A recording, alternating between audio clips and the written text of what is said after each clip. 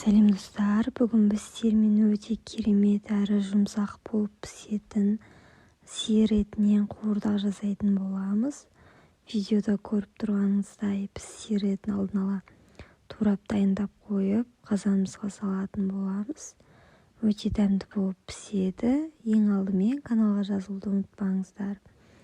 Біз қазанның түбіне кішкене ғана сұйық май құятын боламыз. Содан соң етті 1,5-2 сағатқа баяу отта бұқтырамыз. Және картопымыз бен пиязымызды да дайындауды ұмытпаймыз.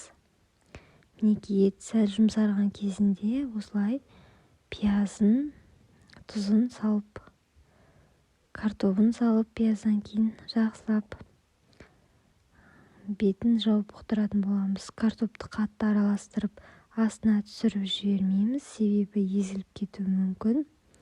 Осылай бетінде ғана болғаны дұрыс. Қалауларыңызға қарай тұзын, бұрышын сала бересіздер.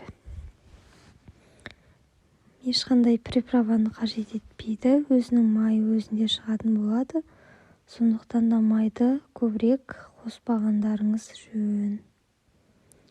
Осылай тек қана баяу отта бұқтыру арқылы өте дәмді етіп пісіретін боламыз.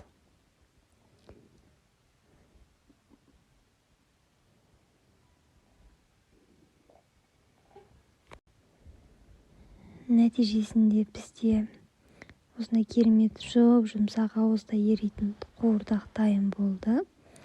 Жасап жатсаңыздар, комментарий қалдырсаңыздар болады. Видеоны соңына дейін тамашалаңыздар.